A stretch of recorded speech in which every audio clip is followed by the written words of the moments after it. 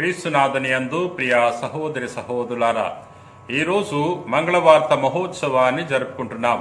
మంగళవార్త అనగా సంతోషకరమైన వార్త.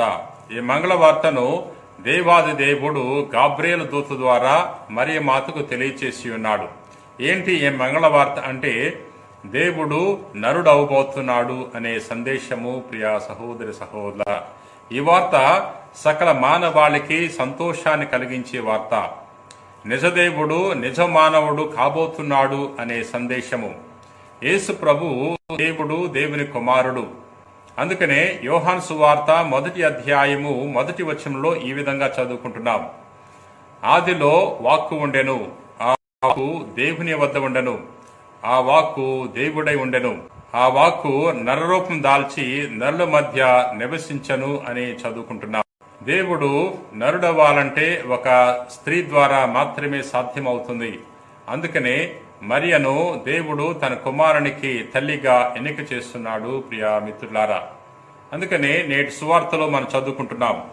తదుపరి 6వ మాసమున దేవుడు గాబ్రియేలు దూతను గలిలయ సీమయందలి నజరేతు నగరమునకు పంపెను.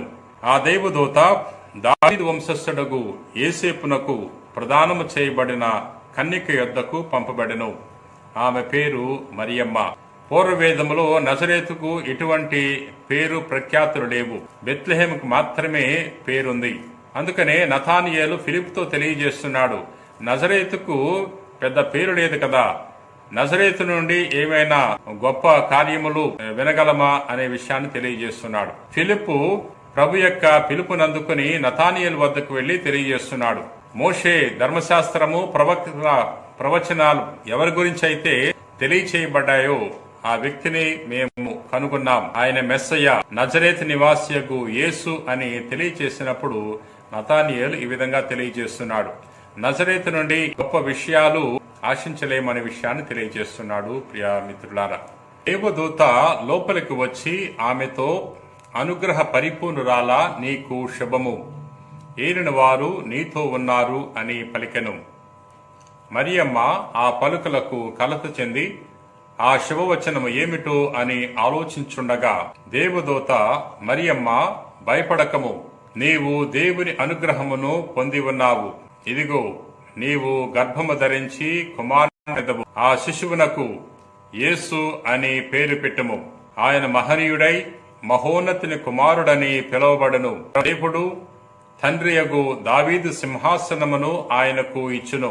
ఆయన సర్వదా యాకోబు వంశీయులను పరిపాలించును. ఆయన రాజ్యమునకు అంతమే ఉండదు అని పలికెను. మరియ తల్లి దేవుని యొక్క అనుగ్రహాల చేత నింపబడింది. దేవుడు మరియ తల్లిని ఎందుకు ఎన్నుకున్నాడు? ఆమె ఒక సాధారణమైన యువతి. ఆ రోజుల్లో అనేక మంది పేరు ప్రఖ్యాతులు గడించిన యువతులున్నారు, రాజవంశంలో జన్మించిన యువతులున్నారు. కానీ దేవుడు ఎందుకు ఈ దీనురాలని కటాక్షించాడు?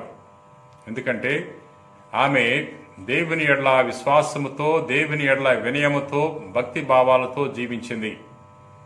ఆమె యొక్క సుగుణాల వల్ల దేవుని యొక్క దృష్టి ఆమె మీద మరల్చబడింది. ప్రియ సహోదరి సహోదరులారా, మనం కూడా మన జీవితంలో మరియ తల్లికున్న ఈ సుగుణాలను పొందుకుంటే మనం కూడా దేవుని యొక్క వరప్రసాదాలు పొందుకోగలము. ప్రియ మిత్రులారా, నేటి సువార్తలు మనం చూస్తున్నాం.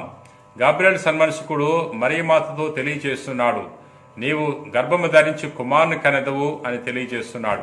మరియ తల్లి యొక్క గర్భము దివ్య మందసము. ఎందుకంటే యేసు ప్రభు 9 నెలల పాటు మరియ తల్లి గర్భములో రూపుదిద్దుకున్నాడు. మరియ తల్లి యేసు ప్రభుకి తన యొక్క రక్త మాంసాలు ఇచ్చినది. కాబట్టి మరియ తల్లి పవిత్రమైనది. ఆమె యొక్క గర్భము దివ్య మందసము. అందుచేత మరియ తల్లిని మనం గౌరవించాలి. మరియ తల్లి యొక్క ప్రార్థన సహాయాన్ని మనం కోరుకోవాలి. ప్రియ సహోదరి సహోదరులారా, మరియ తల్లి యొక్క గొప్పతనం ఏంటంటే దైవ చిత్తాన్ని తెలుసుకుని దైవ చిత్తానికి తల ఉంచినది. తద్వారా మానవాళి రక్షణకు నాంది పలికింది. ప్రియ మిత్రులారా, మనం కూడా మన జీవితంలో దైవ చిత్తాన్ని తెలుసుకోవాలి. దైవ చిత్తాన్ని తెలుసుకుని దైవ చిత్త ప్రకారంగా జీవించటానికి మనము ప్రయత్నం చేయాలి. యేసు ప్రభు కూడా తండ్రి చిత్తానికి తల వంచాడు. గెత్సెమనే తోటలో మహా ఆవేదన చెందుతున్న తరుణములో ప్రార్థన చేస్తున్నారు. తండ్రి, నీ చిత్తమైతే ఈ పాత్రను నా నుండి తొలగించు అని ప్రార్థించి, నా చిత్తము కాదు నీ చిత్తమే జరగనేము అని ప్రార్థన చేసి ఉన్నారు.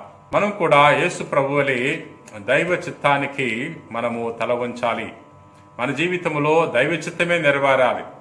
మనం ఈ లోకంలో జీవించేటప్పుడు ఎన్నెన్నో పథకాలు రచిస్తూ ఉంటాం, ఎన్నో సాధించాలని ప్రయత్నం చేస్తూ ఉంటాం, కృషి చేస్తూ ఉంటాం ప్రియా సహోదరి సహోదరులారా. కానీ దైవ చిత్తానికి తల వంచాలి. దైవ చిత్తమే మన జీవితంలో నెరవేరాలని కోరుకోవాలి.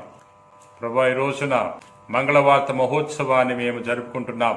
ఈ మంగళకరమైన శుభ సమాచారాన్ని ఈ లోకానికి తెలియచేసినందుకు వేలాది వందనాలు. నీ కుమారుని ఈ లోకానికి పంపి మమ్మల్ని అందరినీ రక్షించినందుకు నీకు స్తుతులు స్తోత్రాలు చెల్లించుకుంటున్నాం. మేము ఈ లోకములో జీవించే తరుణములో దైవ చిత్తాన్ని తెలుసుకుని దైవ చిత్త ప్రకారంగా జీవించే భాగ్యాన్ని దయచేయండి. ప్రభువా, మా హృదయాల్లో అనేక కోరికలున్నాయి, విన్నపాలున్నాయి. వాటన్నిటిని కూడా నీ పాదాల చెంత ఉంచుతున్నాం. ప్రభువా, మా కుటుంబానికి సమర్పిస్తున్నాం. మా కుటుంబాలకు కావలసిన ఐకమత్యాన్ని దయచేయండి. మా కుటుంబాల్లో ఉన్న బిడ్డలను యువతి యువకునికి సమర్పించుకుంటున్నాం.